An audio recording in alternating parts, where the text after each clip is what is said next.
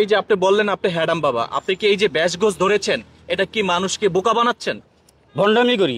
ভন্ডামি করেন? আপনি নিজে স্বীকার করছেন আপনি ভন্ডামি আমি করেন? এক নাম্বার পিওর ভণ্ড। ভন্ডামির মানেটা কি? মানুষের ভণ্ডামি মানে সরলতা মানুষের সুযোগ নিয়ে কেন সরলতাকে পুঁজি করে মানুষকে ধোঁকা দেওয়া, এটাই হচ্ছে ভণ্ডামি। মানে কি? এখন এই যে আপনি যে ভন্ডামি করতেন, পাবলিক যদি আপনাকে লাঠি দিয়ে বাইরানি শুরু করে? না, পাবলিক দয়ালু। আমাদের বাংলাদেশের মানুষ অল্পতে বিশ্বাসী, দয়ালু। হ্যাঁ। তারা পাগলকে ভালোবাসে, পাগলকে শ্রদ্ধা করে। আর পাগলকে ভালোবাসে, শ্রদ্ধা করে বিধায় আমাদের মতো কিছু লেবাসদারি পাগল আছে। এই লেবাসদারি পাগল কতগুলা আছে এই আনাচে কানাচে, আমি তাদের সন্ধান খুঁজি। যে আমি কি একাই ভণ্ড, না আমার মতন আরো হাজার হাজার ভণ্ড বাংলাদেশের আনাচে কানাচে পইরা আছে।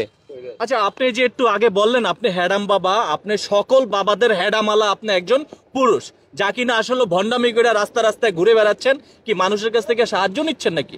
মানুষ এমনি আমাকে ডাক দিয়া দেয়, আমি হ্যাডাম বাবা, আমার একটা হ্যাডামি আছে না। আচ্ছা, আপনার কাকা এই যে হ্যাডাম বাবা, এই যে মিরপুর শাহালি মাজার বলেন, বিভিন্ন মাজার বলেন, মাজার হচ্ছে একটা পবিত্র জায়গা, সেখানে গাঁজা কেন খায়? বাজান, গাজার বিরুদ্ধে আমি সর্বসময় নিয়োজিত। আমি সমাজের প্রতিটা সচেতন নাগরিককে বলি একটু এদিকে ঘোরেন। হ্যাঁ, যে আপনারা মাদককে না বলুন, আগামীর জন্য সুস্থ সুন্দর উজ্জ্বল ভবিষ্যৎ গড়ে তুলুন। মাজার হচ্ছে একটা পবিত্র জায়গা, একটা অলির জায়গা, একটা আউলিয়ার জায়গা। সেখানে গাঁজা সেবন করার কোনো জায়গা না। তবে আমাদের মতো কিছু লেবাসদারি পাগল আছে, যারা পাগলের লেবাস পরিধান করে তারা মাজারকে হাতিয়ার করে মাজারের আশেপাশে গাঁজার আসর বসায়। হ্যাঁ, তোরা গাঁজা খাস, খা, কিন্তু বর্তমান প্রজন্মে যুব সমাজের হাতে তোরা কেন গাঁজা তুলে দেস?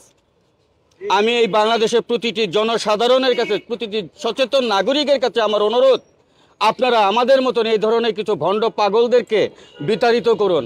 আপনারা সোচ্চার হন, আপনাদের ছেলে মেয়েদেরকে আগামী সুন্দর সুস্থ উজ্জ্বল ভবিষ্যতের দিকে অগ্রসর হওয়ার জন্য সাহায্য সহযোগিতা করুন, তাদেরকে মাদকের হাত থেকে ফিরান।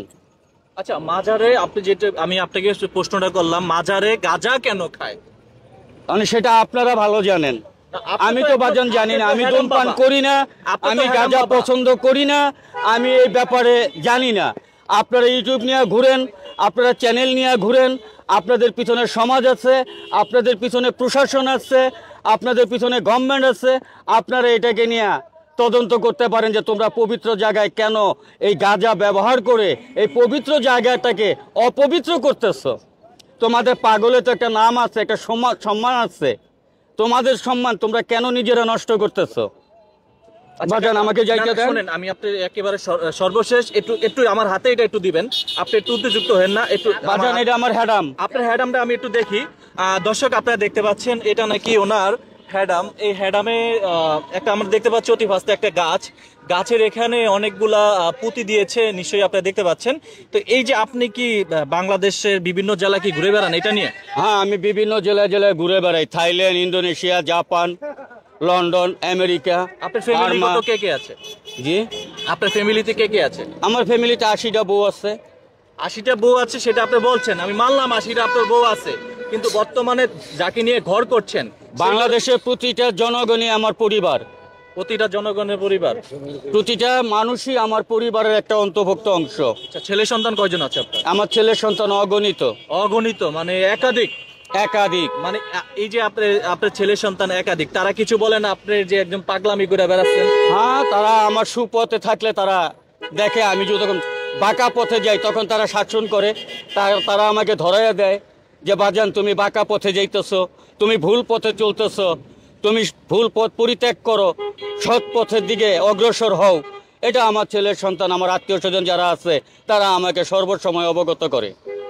কোন ছেলেরা, বড় ছেলেরা মারা টারেন আপনার?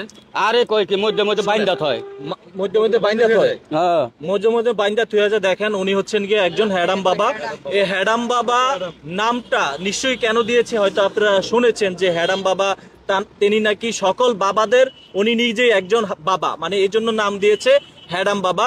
তিনি হচ্ছেন, আপনি দাঁড়ান, এত ব্যস্ত হয়েছেন কেন? আমার ব্যস্ত আছে। আচ্ছা, আমরা দেখতে পাচ্ছি আপনি কাপড়ের কাপড় পরে আছেন কেন? কাফনের কাপড় পরে আসছি কারণ আমার মৃত্যুর কোনো সীমাবদ্ধতা নাই, আমি যে কোনো সময় মৃত্যুবরণ করতে পারি। আমার কাফনের কাপড়ের জন্য কারো কাছে যেন হাত পাততে না হয়, তার জন্য আমার নিজেরটা আমি নিজেই পরিধান করে আছি। আপনার না 80টা